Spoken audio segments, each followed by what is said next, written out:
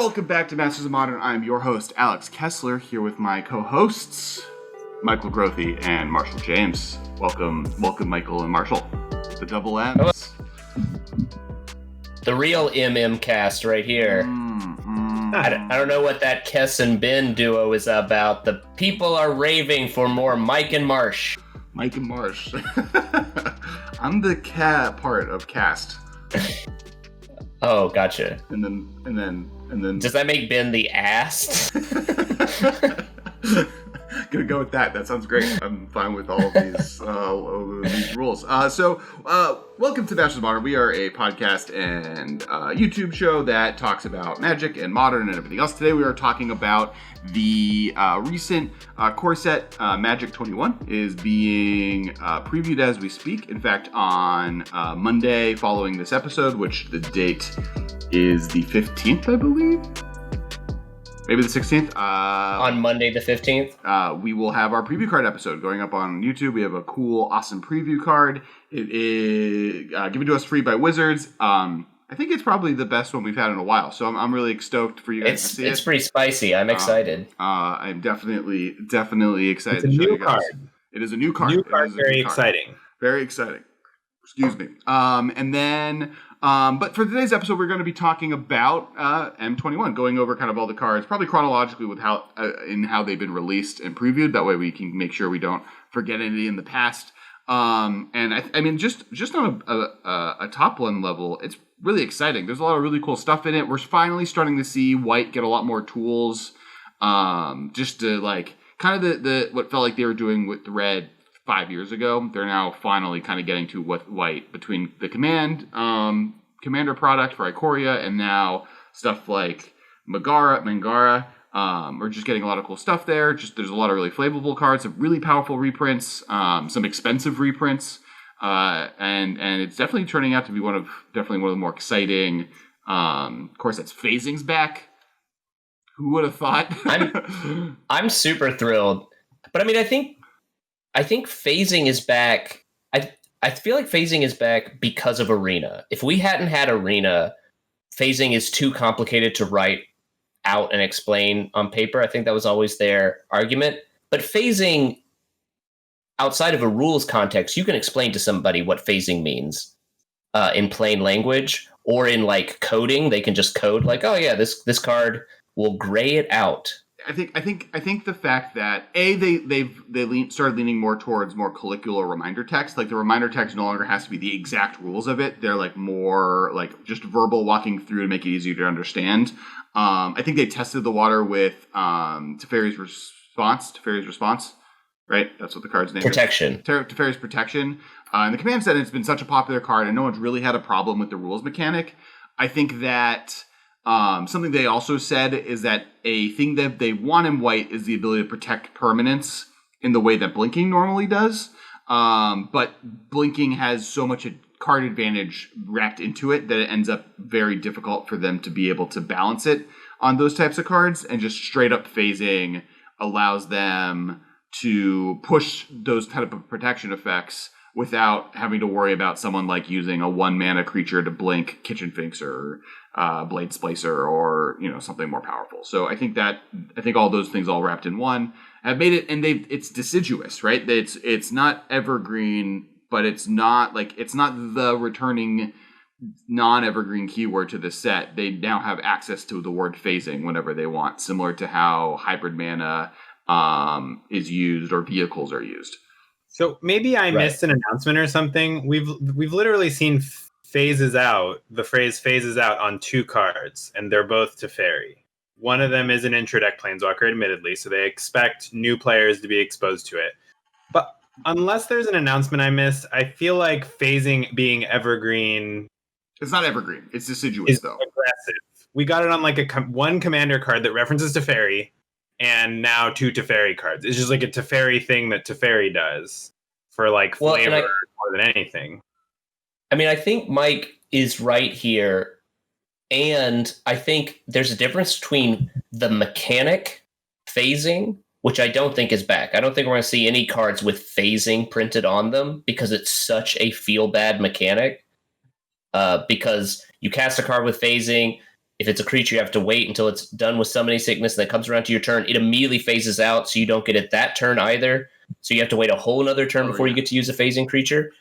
But phasing permanence out flavorfully makes sense without, as you just pointed out, dealing with leaves the battlefield and enter the battlefield triggers, and can be used both defensively, as we saw with Teferi's Protection, and offensively with Teferi Master of Time.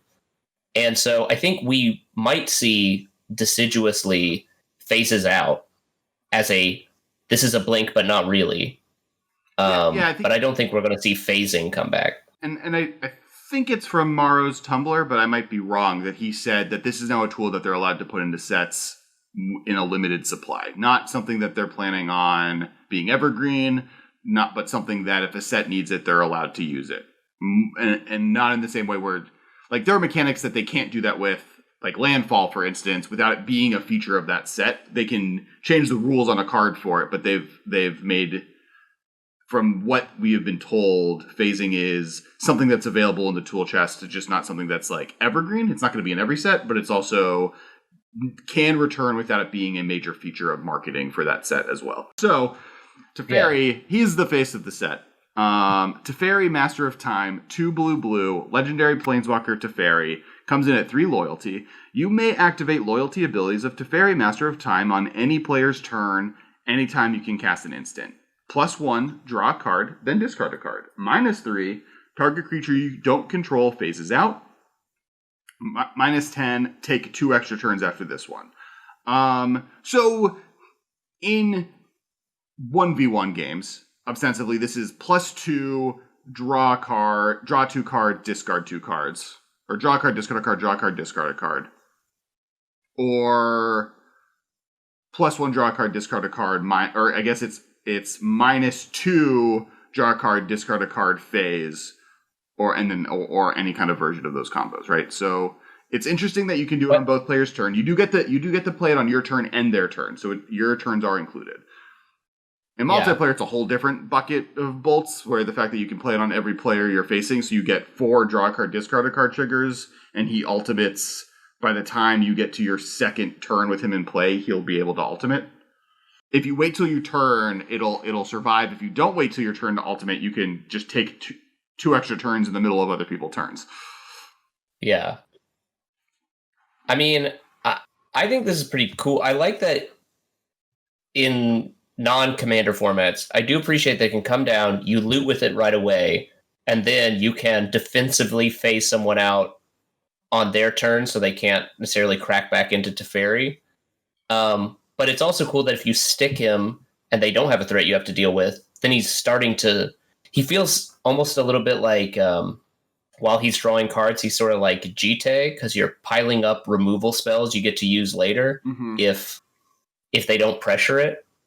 And if you pile up enough of those removal spells, you get to take 2 extra turns after this one, which I guess it's almost as if his -10 is more like a -7, because if he's not messed with and you're constantly plussing like for a normal Planeswalker. So it's 3, 4, 5, 6, 7, 8, 9, 10. And then on their turn, you would ultimate killing him. So it's like 4 turns later. And then you get to take 3 turns in a row. Yeah. Which if you don't win with taking 3 turns in a row, then what's your deck doing? Playing Teferi and phasing people out. So I guess my thoughts on this card are, it's fine.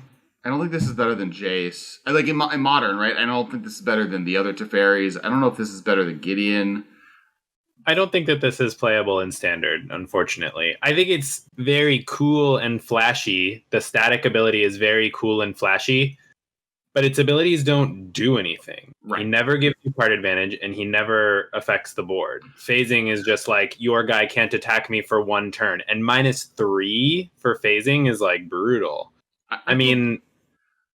a lot of Planeswalkers are getting like, especially 4-mana Planeswalkers are getting like +1 make a dude, or like, +1 kill something.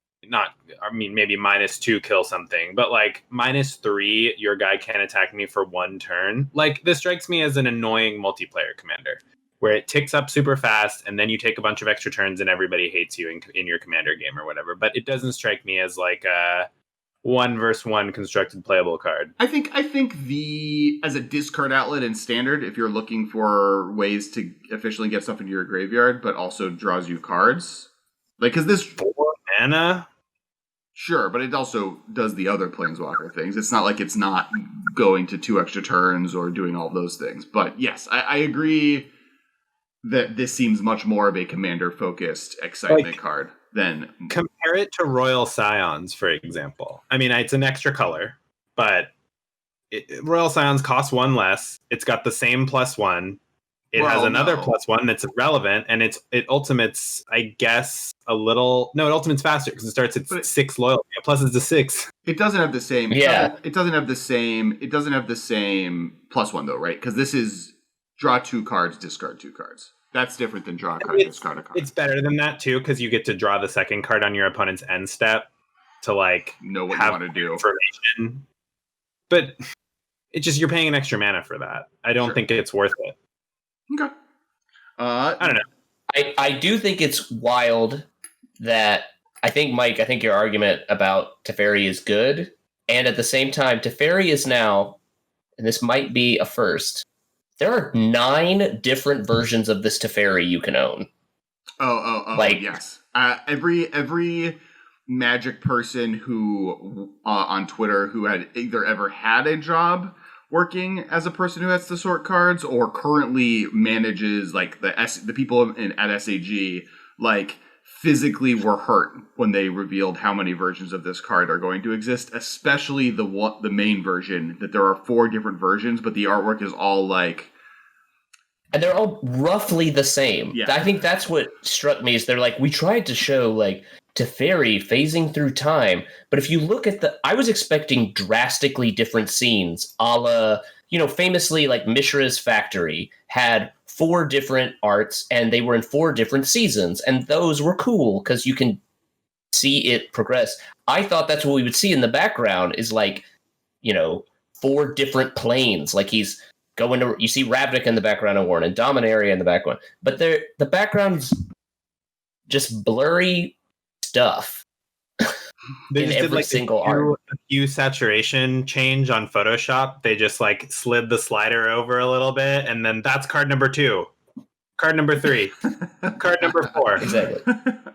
And they'll probably refer to them this way also. They'd be like, all right, do you want Teferi with the clear blue rings, the dark blue rings, the violet rings, or the indigo rings? So which border do you want on your indigo rings? Do you want the special premium border or do you want the regular border? So they did listen to the complaints from the Cryptic Command in Unglued, where there was like 6 different versions of it. Each Teferi art has a different number. So it's Teferi number 257, 256, 255. They're all different numbers. Oh, okay. So that is the smartest thing you could do with this otherwise disappointing execution on an idea. They learned the less like Star City Games, I think, officially complained to Wizards after Unstable, saying like, you are making this very difficult for us to be able to do this. Please fix that. And then Wizards apparently listened. All right, so I'm going to go to the next card because we're only 10 minutes into this, but want to kind of keep moving. There's a lot of cards here. Mangara the Diplomat. Oh god, I clicked on it. 3 white, legendary creature, human cleric, lifelink. Whenever an opponent attacks with the creatures, if 2 or more of those creatures are attacking you and or planeswalkers you control, draw a card. Whenever an opponent casts their second spell each turn, draw a card. So this is really cool because it's like Wizards declaring white card draw in the type of design space they think it belongs in. Basically saying anytime a card would say don't do this, or there's a mana tax, like something that they would make it so it costs more expensive to do something, they're saying draw a card can be a similar negative applied to that player. So rule of law effect we see here, and kind of Ghostly Prison, like both of those effects are kind of attached to a card, but instead of having to pay mana or not being able to play a second spell every turn, you get the draw card. I mean, I wouldn't say that draw a card directly replaces attacks or cannot in this instance. Like if this card would never say like rule of law only for your opponent, and also they can attack with 2 or more creatures with this. No. Like, I mean, it's more aggressively costed because they recognize the draw card is worse than yes. Yeah. But what they said was the way that they're applying white card draw moving forward is that if there is an ability where if within white's color block currently they could do something that prevents their opponent from doing something, instead of just straight up preventing, they could just make the negative effect be draw a card. That player gets to draw a card. So like an example, this was in green, literally last core set, right? There's the dinosaur that's like a 2/5 that if something taps for a non-mana ability, you draw a card. Yeah, that was a green card. Yes. No, I the Armasaur. I'm saying that wasn't green. And so that's something that I think they would say is more of a white ability moving forward. Yeah, I mean, I would love to see one that was more competitive focused than this one. This one strikes me as like a commander card. I do recognize that it's pretty good against aggro decks in standard probably, but I don't know if it's good enough against aggro decks in standard to make it like a main deck inclusion as like a creature that just sits and maybe does nothing. But I think it's pretty specifically costed. And like the fact that it's a 2/4 is important, right? The fact that it has lifelink is important. I do think it's like meant to be a plant against those type of aggressive strategies. And then obviously in multiplayer, this is just a great card. I mean, I guess my problem with standard is that I think standard aggro decks are going to continue being defined by Embercleave unless there's like drastic changes in Zendikar. So like this card doesn't do that much against Embercleave. Like I guess you draw a card before you die and gain 2 life. Right. But I don't know. I mean, like if there's like a mono white aggro deck using like Venerated Loxodon and a bunch of the like aggressive white creatures in the set, maybe this is really good against that. But I don't know. We'll see. Yeah, no, it doesn't strike me as a modern card though. More specifically. Sure. I don't disagree with that. Vidu, Thorn of the Dusk Rose, 2 and a black, legendary creature, vampire cleric, 1/3. Whenever you gain life, target opponent loses that much life. 3 black, creatures you control gain lifelink until end of turn. So this goes infinite with an enchantment. Which one? I forget. Exquisite Blood. Exquisite Blood. Okay. There's an enchantment, Sanguine Bond, that is a 5-mana enchantment. There's also Vizkopa Guildmage, which is a 2-mana creature with a 3-mana activation. Got it. So this is better than Vizkopa Guildmage because it's just a 3-mana investment and it sits on the battlefield. You don't have to like invest 2 mana and then 3 mana the turn you're going off, or 2 mana and then 3 mana later. Like the 3 mana investment is just a one-time, here's my dude. Right. And this is a card that has Lord-esque effects with anything, like now everything that has lifelink basically has double strike, right? Like it kind of offers that extra bonus of damage. And there are a lot of vampires that have incidental life gain abilities like Blood Artist or anything. So being able to just like have that in that type of deck or strategy and gain that advantage, and then also have like on the top end the ability just like, oh, whoops, I win. Yeah, it's awkward because we haven't seen an Exquisite Blood creature yet. We've seen multiple Sanguine Bond creatures. So if like Vizkopa Guildmage was already a creature and a vampire, which is relevant, and then this was like a vampire that had Exquisite Blood's ability, then that'd be a lot more interesting because now your vampire tribal deck just has like creatures you want to play that also have the ability. But Exquisite Blood is like pretty bad, I think, if you don't have this out. Right. Like I think you would want to be in a deck that's already playing multiple of these and then have a way to find one copy of it. Like almost like a Wish vampire that can get it from your sideboard even needs to exist. Yeah. But it's cool. I mean, it's a black deck, so like maybe there are tutors, or like there could be a tutor stapled onto a vampire or something. That exists. I don't know. I think we need to see an Exquisite Blood creature, which if they printed it, it would definitely be a vampire. It's like a very vampire-y ability. The art has a vampire on it. But if we do see a vampire with that ability, even if it costs 5, I think that is like something to look at, especially with like Sorin, the 3-mana Sorin that can put a vampire in early. That would be like amazing.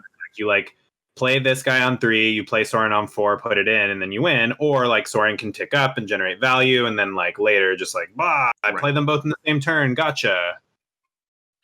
Next on the list, speaking of tutors, black 1, Grim Tutor, sorcery, search your library for a card, put that card into your hand, then shuffle your library, you lose 3 life. So this was a $200 card before this was being reprinted? Is that correct? Yes. That's an... It had only been printed in the starter 1999 set, which was basically like Portal or any of their other attempts to make a just for newbies set. Got it. And so for some reason, they're like, okay, in the just for newbies set, we'll put this variant on Demonic Tutor that we're not going to print anywhere else. And so it was a $200. It was one of these cards like Imperial Recruiter that was more valuable because of its extreme scarcity, than necessarily because people were chomping at the bit for another Demonic Tutor. Not that this is a bad card, but its value was mostly because it was such a collector's oddity. It's why like so many of the Portal 3 Kingdoms cards or like Legends were super expensive, but then they reprint it and it's like worth $1. It's because the card's not good. It's just only 7 people ever had the opportunity to buy it at retail. Right. So it's just on around. That 7 people is an exaggeration, the world. But yeah, I don't think that... we were talking about this earlier. This is a card I think that is cool, but already 2 mana tutors that can get you a specific card type don't see play. Like the only tutors I really can think of that are seeing any significant play in Modern are free the turn you cast them, and so you can put the thing you get with them into play that turn. Both of them finding Primeval Titan generally. And I just don't... Court of Calling or like Whir of Invention. But those are... I think Court of Calling, Whir of Invention, Eladamri's Call, and Summoner's Pact, and I guess Finale of Devastation. But but a lot of those put them directly into play too. So part of the mana cost is in casting them. Yeah, so this is 3 mana. This is, I guess, closest to Whir of Invention, right? Like that from you don't get to put the spell into play for free, but you also don't have the X cost, so you can get any card you want. And then, but this is a sorcery, so. I mean, I think this is interesting because it's like the strongest unconditional tutor that we have in Modern, and one of the strongest unconditional tutors ever printed. I mean, it's like Vampiric Tutor, Imperial Seal, Demonic Tutor, and then this, right? Like, this is probably 4th in line, which is the reason that previously it's been played in Commander, because you can play it in Commander. You only get one of all those other cards, and Imperial Seal is just as expensive, so like... So would you say this is more powerful? And Imperial Seal doesn't give it to you the turn you play it either. Like, you have to then use some sort of card draw if you want to use it that turn. Would you say... So you would say this is more powerful than the Spell Mastery Demonic... The one that, Dark Petition? Yes. So Dark Petition is good if you are using it immediately and you can use the 3 mana. Like, Dark Petition, even if you play it on turn 5, so it's, actually 2 mana, you get 3 black. So you have to spend that black on a black card. Mm-hmm. This can get or you you play it on turn 6, and now it's getting clunkier. But this card, you can just tap out on turn 3, get your combo piece combo on turn 4. Theoretically, right? I mean, or get your devastating sideboard card. Right. So that's the other thing, is because it's unconditional, even if you're Eladamri's Call, for example, limits you to creatures. So you can't find a Rest in Peace with your Eladamri's Call. So you have to sideboard accordingly. You're boarding in Scavenging Ooze or something, but that's not the best graveyard hate you could possibly get. This card can always find the best card you can ever get. So even if you're say Ad Nauseam or whatever, and you're always going to be searching for an instant because you want Angel's Grace or Ad Nauseam, you can still sideboard into Rest in Peace, or you can sideboard into, a creature. You can just have creatures to beat them up or something. I don't know. I mean, but you could get anything with this. So even though, if this just said instant, it would be significantly worse, even though 90% of the time you're grabbing an instant, because you can get whatever. You can get Phyrexian Unlife if that's what you need. I mean, I would definitely tap out on turn 3 and play 3 life to get a Rest in Peace against Dredge. Like that, Sure. Yeah. I agree that I think it's not good enough, but it is something to keep an eye on because it is the best unconditional tutor that we have. And it's and variety is to be spoken towards, I guess, where you have, since every other tutor for the most part finds a specific thing, you can't have a sideboard package that is the best of everything, right? You can't do Rest in Peace and Ancient Grudge and Rule of Law, and you have to pick generally a specific silo, and on top of that, generally the best ones, which are enchantments, are a worse sideboard card. So the fact that this can like find a good enchantment while also like finding you the removal spell you might need, be it Lightning Bolt or whatever on turn 4, is relevant. Well, I think this might also be more significant for Pioneer, because Pioneer, like Dark Petition, sees some play in various black-green mid-range decks and that sort of thing, like especially at the seasons past control, like rock-style decks. And obviously part of that is because of the mana refund you get when you cast it. But because Pioneer is generally, a turn or two slower than Modern, I feel like a 3-mana generic tutor could be fast enough there where it isn't in Modern. Yeah, and I mean, like, what you said about grabbing removal is like super relevant. I haven't played like a lot of Vintage, and I don't typically play combo decks in Commander, but in Cube, I've played a ton of combo decks where I have Demonic Tutor in my deck because I'm looking for, Reanimate or whatever, or I'm looking for Greaselbrand so I can discard it.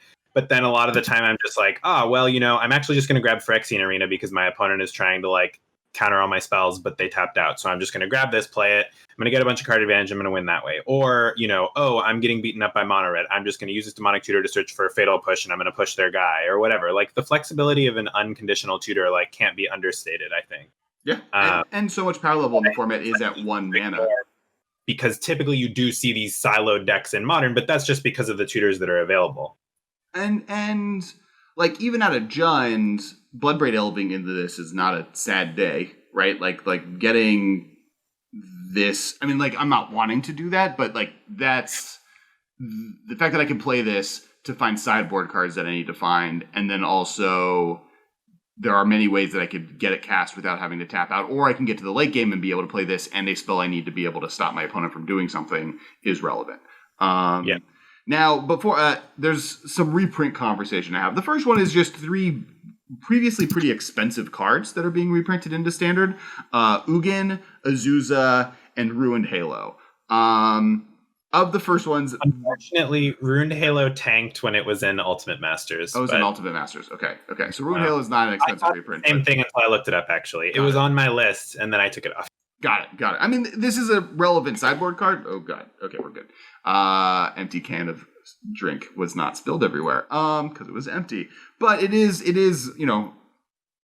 more copies of this being available is not a bad thing. It does make sure if it does start seeing a lot of play, it doesn't get more expensive. This is a card that was expensive, though similar reasons. It was a Lorwyn card, so a set criminally underopened. So just cards from that set that are very good are very expensive until they're reprinted. But Azusa and Ugin are both like arguably format staples. Ugin outside of just Modern, like it's an important piece of Tron, but it's also like one of the best colorless cards in Commander, probably. Like most decks. And Pioneer. It's a big end card for Pioneer ramp decks. Yep. And does Tron still play an Ugin or two also? Yeah. They have not printed a card that is out Ugin. It's just like, I destroy everything. All of those things in play are gone because I exist. And stick around and kill you. And and I'm going to bolt you to the face every turn moving forward. And then Azusa, they really want you to be able to put extra lands into play. I think it's interesting. It's like a weird, they've decided they don't like rampant growth as much as they like explore, it feels like almost. Right. They don't want you to get card advantage off of your ramp. Right. So there's I think put more stuff into play, which is fine, I guess, other than the fact that Uro is such a powerhouse. I don't necessarily disagree with that thought process. I mean, Growth Spiral is basically rampant growth that's not dead in the late game. I'm not sure how you can be Wizards and be like, oh, well, rampant growth, that's too good, but Growth Spiral. That's 2 colors. You got to play blue-green, which is classically terrible, so not an issue. The Ugin reprint is pretty interesting because I think that card actually is a big barrier to entry for Tron, and even more so like certain variants of Tron that are playing Ugin. Like I would expect that because of this reprint, like you will see more Tron, and specifically you'll see more Tron that contains Ugin, because I feel like a lot of people like Tron is a fairly budget deck, but maybe you don't have your Ugins yet. You bought Karns instead because they're more important, or maybe you are playing like Eldrazi Tron so that you don't need that stuff, or maybe you're playing Blue Tron. And I think that like at the local F&M level and even at like the Magic Online level, the fact that Ugins are just going to be like so much more available, it is probably going to affect your local meta in the way that like a Neutron card would. And I even like Azusa wasn't the worst offender of cards that are expensive in all of the Primeval Titan decks, basically, right? But she wasn't a cheap option. She was definitely a card that wasn't the easiest to get a hold of. And once all the standard players' collections rotate out and they either want to take their Uros and play them somewhere else, or Uros become more available, she would have become much more of a choke point. Yeah, she was a $32 card before it was announced that she was right. And in then, the set. And they reprinted Scapeshift, right, last year. So like those are two pretty significant like getting lands into play mattered cards that like are now much less expensive. So like Primeval Titan, which had been pretty reprinted, plus there was a GP promo, so its price is also artificially lower than it would be based on how much play it's seeing. That deck is consistently, or decks of that style consistently keep getting cards printed that make them less expensive, and Uro now being a big pigeonhole, but that's a standard card. So eventually that rotates, and every person who needs it for standard doesn't need it. So that it's interesting how that deck just in general is getting less expensive. Now onto a slightly different conversation, cards that were not in but are being reprinted. Continuing that, Fierce Empath. So this is 2 green for a 1/1 elf. When Fierce Empath enters the battlefield, you may search your library for a creature card with converted mana cost 6 or greater, reveal it, put it into your hand, then shuffle your library. I was not even sure this wasn't in Modern when this was shown, and then looked it up and was like, oh yeah, okay, this doesn't exist. What's interesting, there's a few things that are interesting to me this card, right? It has the ability to block the turn you waste tutoring for a creature that a lot of other tutors that you would have to tap out for that type of effect do. Finds Primeval Titan, which is always a relevant effect. It also, in elf decks, because it is an elf, finds your Crater Hoofs or your other kind of end game winning conditions without having to like play spell tutors. Being able to be hit with Collected Company, so you can play more tutor effects, less spells, and be able to Coco into this. And then the other thing to pay attention to is there's just like other like random creature combo pieces that are out there that this could be a piece to find that are expensive, so that you can get those pieces later in late games.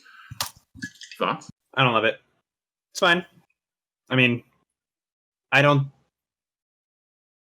want to play it in a deck. Like I think that there's, like you said, that there's better ways to find specifically Primeval Titan if that's all you're looking for.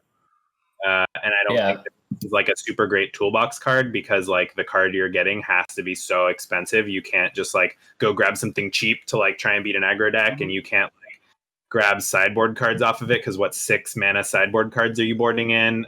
I don't know. I think it's not very flexible. It pretty much is in your deck to get one particular card, and there are better ways to do that in Modern. It's cool though. Yeah. It is a card, and the fact I think that's the reason why I was surprised that it wasn't in Modern, because it feels like a card that's like neat, but I don't think it felt Modern playable. So when you told me it was new to Modern, I was like, oh, I assumed it's just been around and not good enough. Mm-hmm. Next card, Containment Priest. This is a heater. We've been wanting this in the format since... I don't think it's good enough. No way. Wow. Michael's grumpy today. Mike just is going to poop on all the cards today. 2/2, 1, and for those who don't know what Containment Priest does, it's 1 and a white, human cleric for a 2/2 flash. If a non-token creature would enter the battlefield and it wasn't cast, exile it instead. So this is classically one of the best hate cards ever printed against cheating stuff into play strategies, if not the best one of that type of card.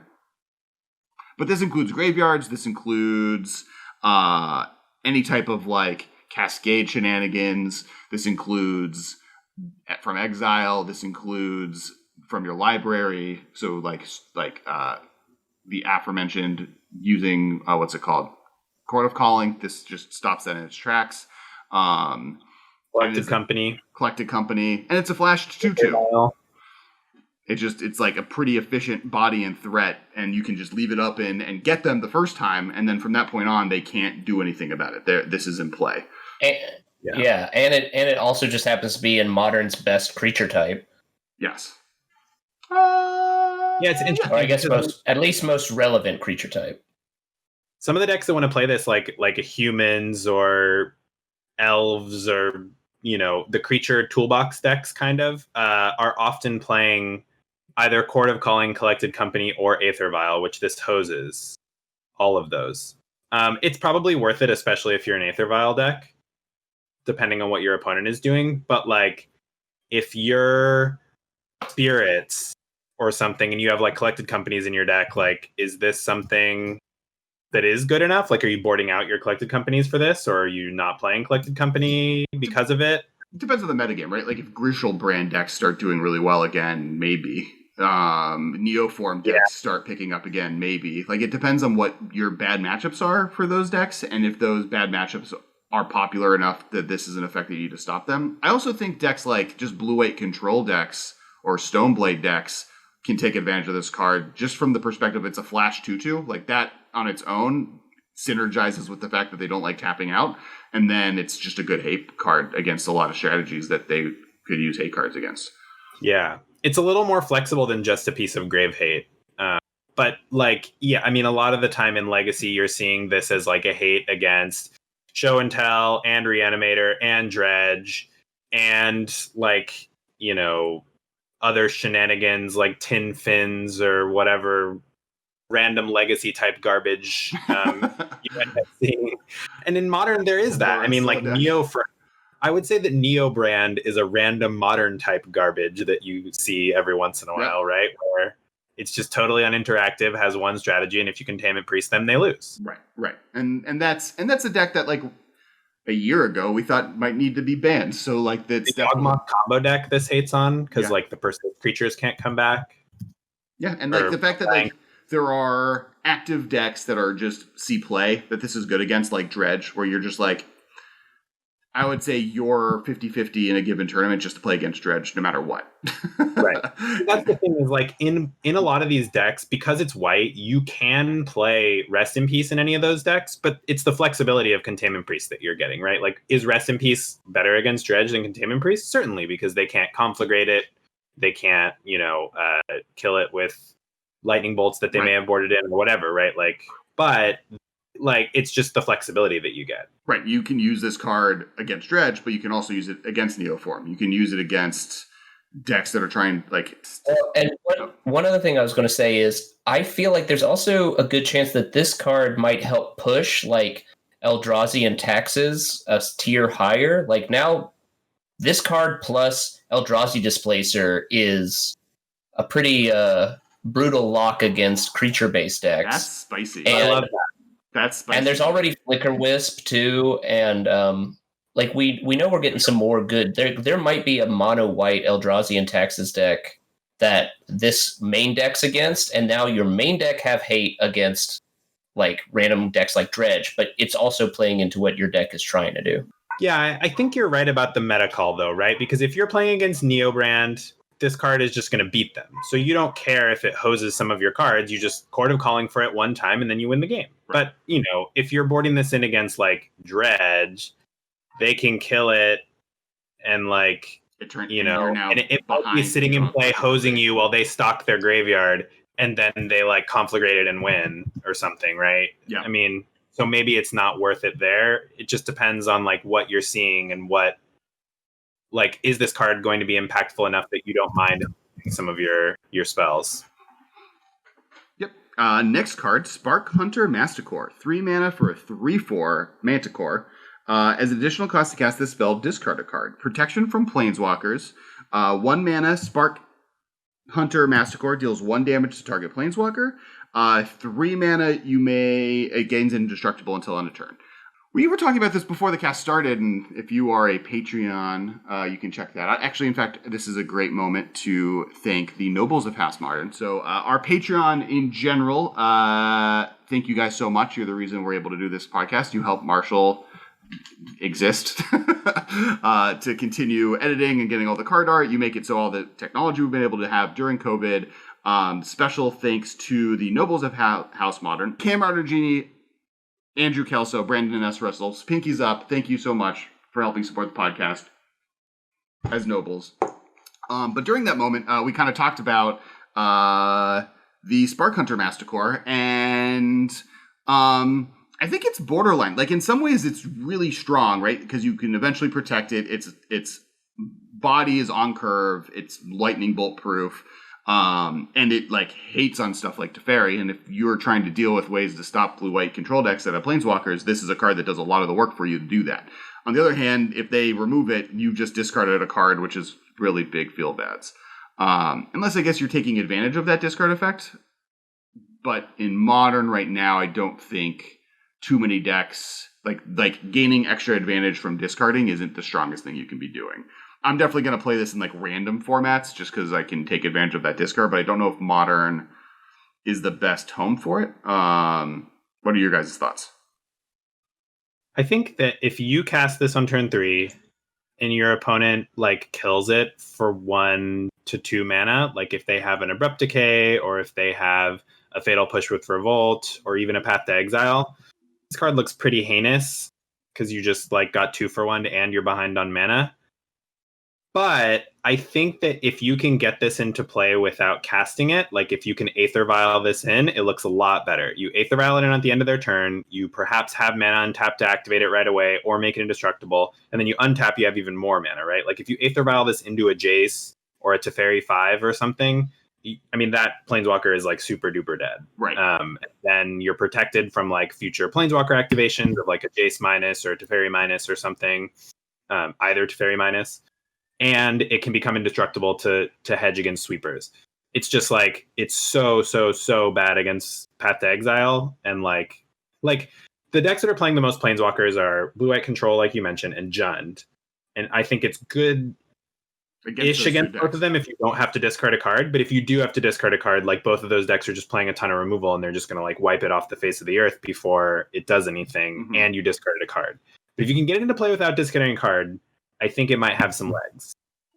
And I think, like, in those worst case scenario, you do have to discard a card, but if you're able to do it late enough in the game, which the nice thing about both of those decks is, like, I can wait for turn 6 against Jund. Jund's not killing me before that moment, and if I top deck this and have the mana to protect it against any type of, like, make it indestructible, at that point, Jund doesn't have a way to kill this, and it eats 2 of its major threats, if not 3, depending on what version of Liliana they're playing. But yeah, I mean, it depends on your deck. If you're like an Aether Vial deck specifically, you have tons of stuff to sack to Liliana. If this is good, you don't sack it. If it's bad, you sack it, right? And in more casual worlds, the Spark Hunter Masticore plus Chandra from War of the Spark combo is sweet. I'm excited to take advantage of it at some point. You like to explain the combo? So War of the Spark Chandra's static ability is if it takes damage, it does that damage to target player or planeswalker. And so Spark I think it's if a loyalty counter is removed. If it's a loyalty counter is removed, because when she ultimates, she does 7 damage to something at the same time of drawing you a bunch of cards, and she's like a very decent card advantage engine, right? She has the exile the top card of your library. You can cast it till end of turn ability, but you can target her with Spark Hunter to do to cause that damage to happen while drawing cards every turn. So it has like a mini Boros Reckoner effect top end to like basically lightning bolt or burn out your opponent 1-1, or fireball your opponent. There we go. It's very casual though. A thing that you could do in standard for the next 3 weeks though, or 3 months, right? Yes, but I don't think it like is something that excites me even in standard. Plus, Chandra mitigates the discard effect because you get to draw cards with her.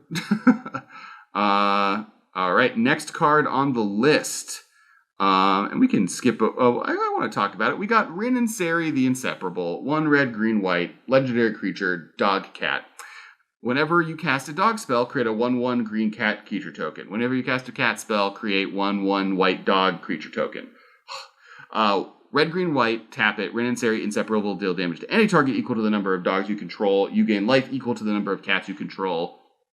Is this the tribal spell that cat decks needed all along? At 4 mana. Nope, shaking heads. Are we excited that dogs are in Magic?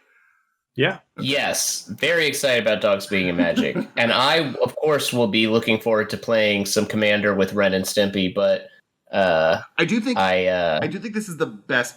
This could be the best cat Commander in... Better than a Rabo? I think so. Part of me feels... Yeah, maybe.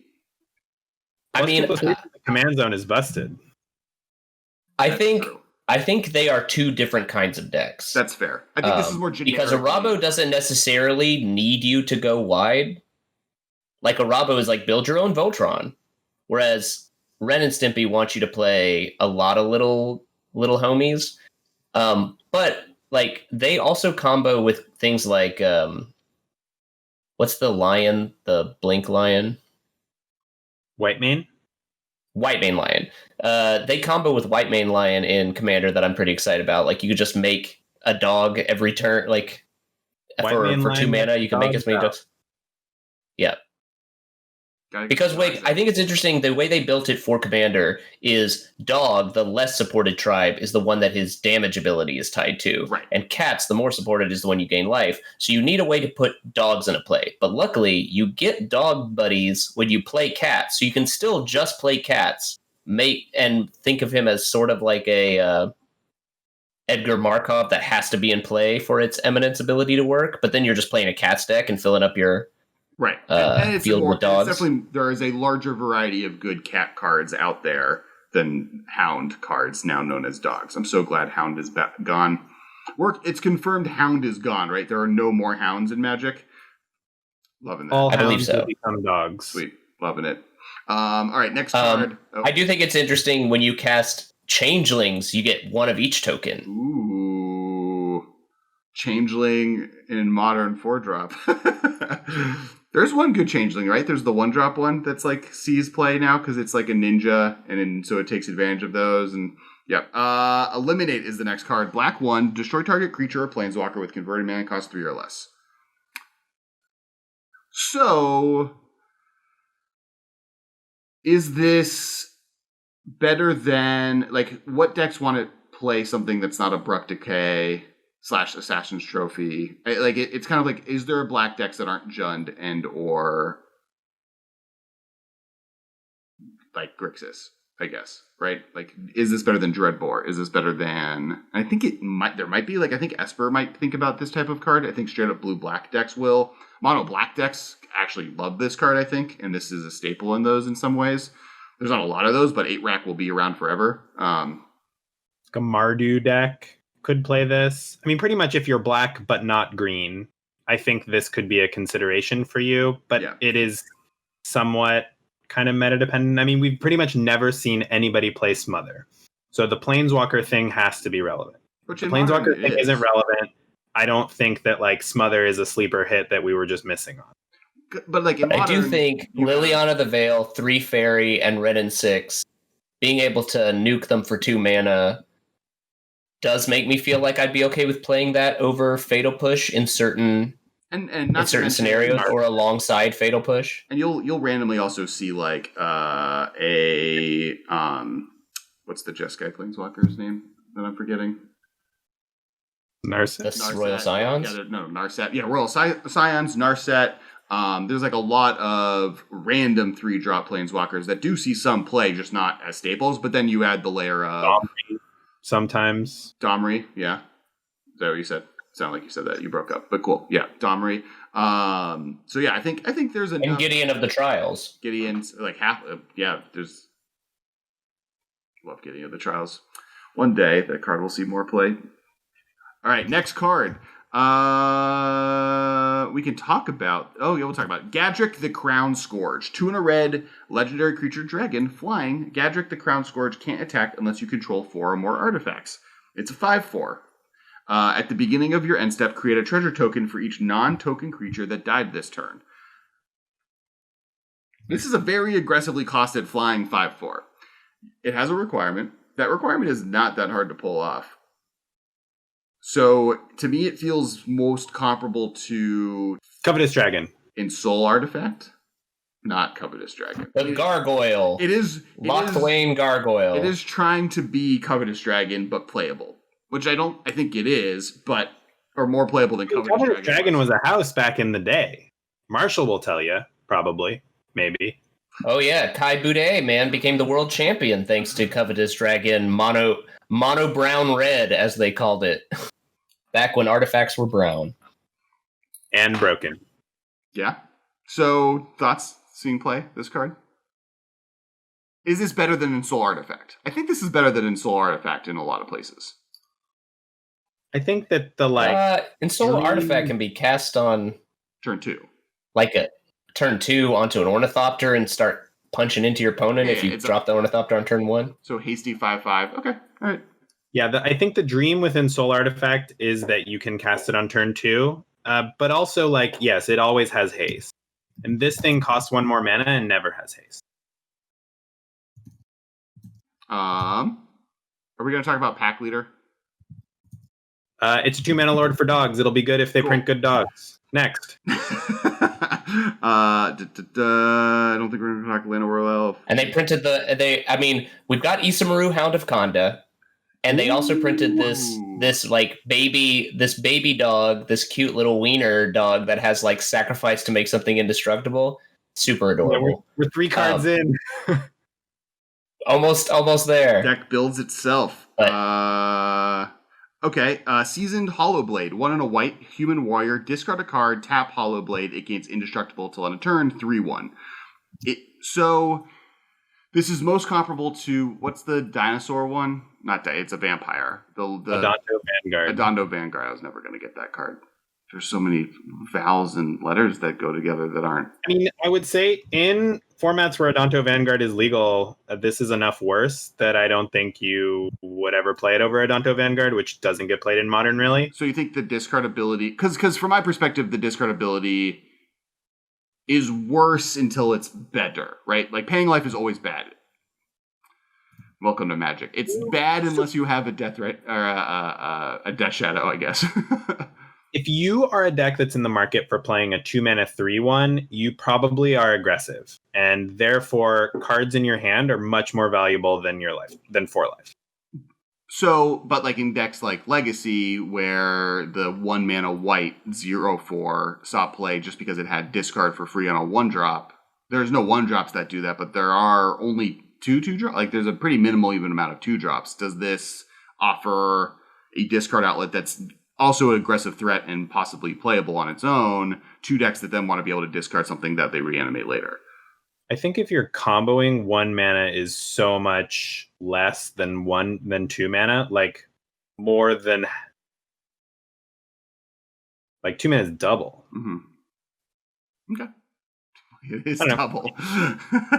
Marshall, any thoughts on the comparison with Tireless Tribe? Thank you. That was the card I was thinking of.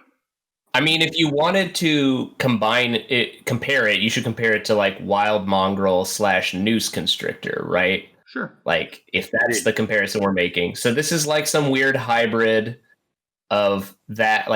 Would you want a Wild Mongrel crossbred with an Adonto Vanguard? And I can't think of any deck that wants to do that. But if there is a deck that wants it, that can't play Noose Constrictor or it's not green. What have you. Yeah. Maybe if they print Circular Logic into Modern, that's the secret.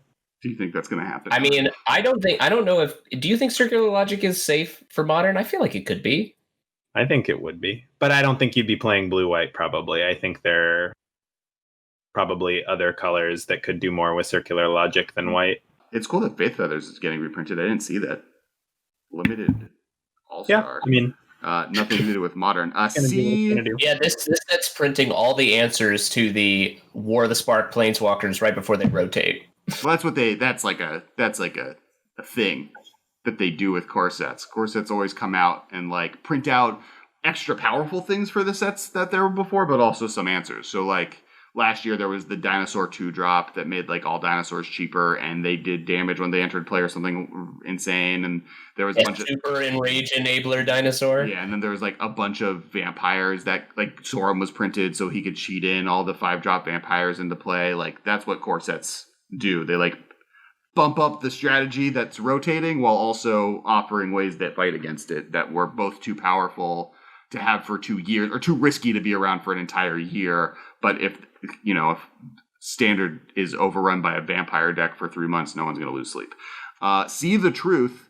1 blue sorcery. Look at the top 3 cards of your library. Put 1 of those cards into your hand and the rest on the bottom of your library in any order. If the spell was cast from anywhere other than your hand, put each of those cards into your hand instead. So this is a 2-mana draw 3. if you can Snapcaster Mage it, or if you can Kess-ify it. Or also you can Chandra. So Baby Chandra does it. Baby Chandra does it. Underworld Breach. Underworld Breach does it. Underworld Breach is probably the scariest thing with this card. Yeah, it's always the scariest thing. It's Yawgmoth's Will. This is my favorite card that got spoiled because there's like some other off the wall stuff you can do with it, right? Like obviously casting it from your graveyard is like level 1 strats. But like you started to say, Chandra Torch of Defiance can cast it off the top. You can like Collected Conjuring it. You guys remember that's a card? I mean, maybe this will be the card that pushes Collected Conjuring into playability. You can Cascade into this, and it's like potentially more playable than Ancestral Vision in Modern. Like Ancestral Vision has proven itself to be a little bit too slow, but this is fine. Like if you draw this later in the game and you need an answer immediately, this will find you an answer immediately from your hand. But you can also just put it in your deck and cascade into a Bloodbraid Elf or something. Yeah. It also what's the enchantment? You can cast cards from the top of your library. Future Sight, which was printed in Modern Horizons in the Modern, so that's like a thing. Now I think that's also too slow, but there's definitely a lot of cool places to put this card to draw 3 cards off of it versus having it be in your hand. And it's fine in your hand. What? It's also the worst card ever to Spell Queller. Oh yeah. You just don't do that. Don't Spell Quell this. Don't do that. Yeah, secret. Like your opponent can get this off of Robber of the Rich in Standard. Like if people play this in Standard with Vadrock or something. Oh man, Robber of the Rich. That's rough. That's rough, hilarious. kids. Yeah.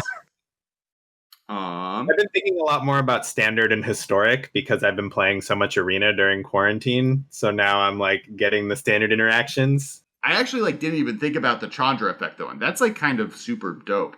Just like playing Rug, like value, like a Rug Bloodbraid Elf deck that plays like one of those Chandras or 2 of those Chandras and having them in there, that's a lot of value.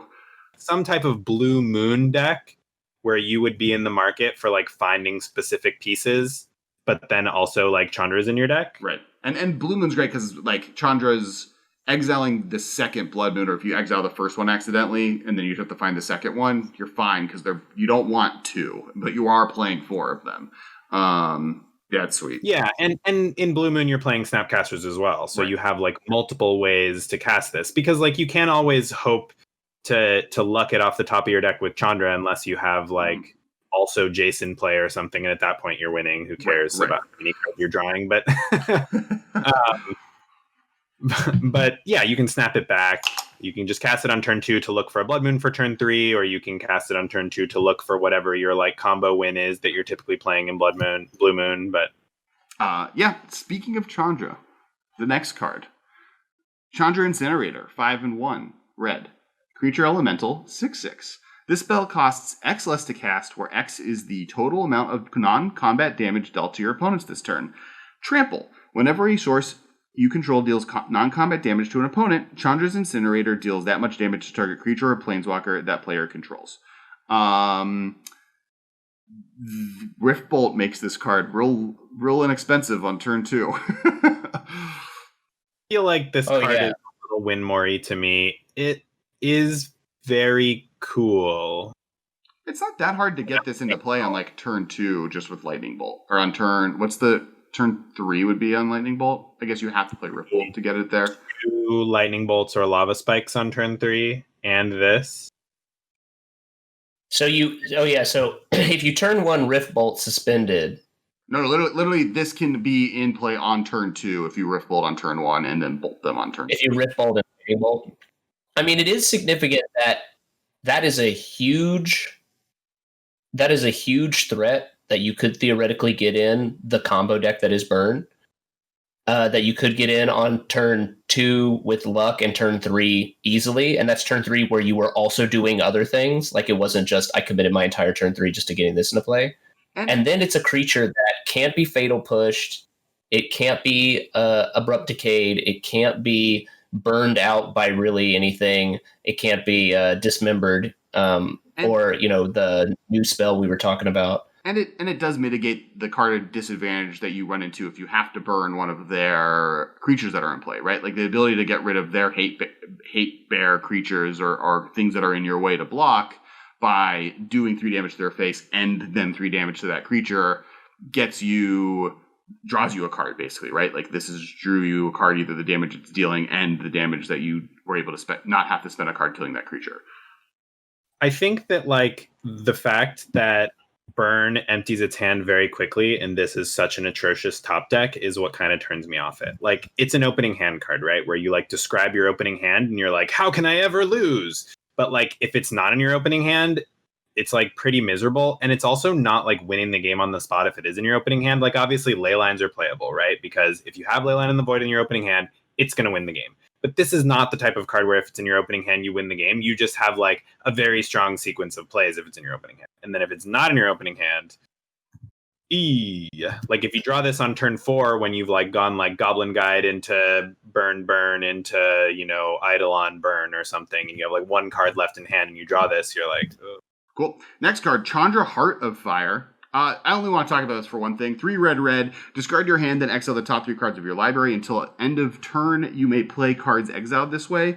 +1/+1. Chandra Heart of Fire deals 2 damage to any target. -9. Search your graveyard library for any number of red instant sorcery cards. Exile them. You may cast them this turn. Add 6 mana. It comes down on 5. Honestly, I want to talk about mostly because I've been waiting for a Chandra to have a +1 shock since 2008. And they finally made that a card. There's been so many. Chandra's come a long way from her initial card. Normally, I would say it's 2 bad odds on a card you never play, but you actually have a Chandra Tribal Commander deck, so you will definitely play it. Absolutely, but we'll it's buy this not card. A card that I think is very exciting outside of a Chandra Tribal deck. No, yeah.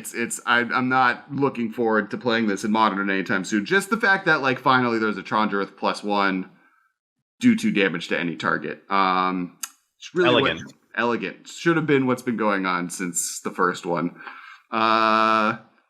Which I learned its main version of seeing play was Jund Sideboard's The Cave Baneslayer Angel, also reprinted in this set. So there's that going for it.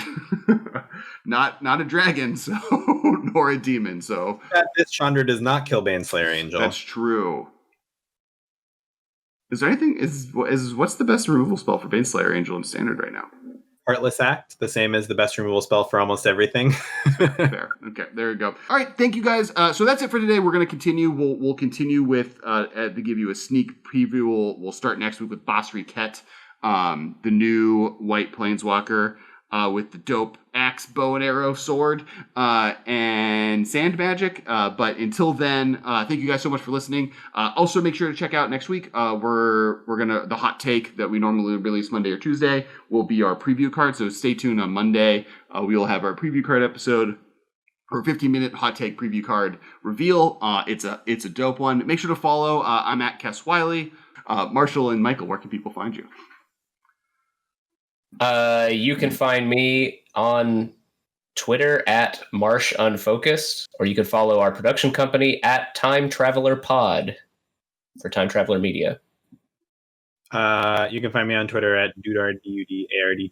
And you can find the podcast at the MMcast and our compatriot who is unable to make it today, Ben Bateman at Ben Bateman Media on all things from Instagram to Facebook. He also has a new YouTube channel, Nerds in Suits. He's doing he will play a song where he sings the songs of the movies you love with Ben's handsomely singing songs. Also,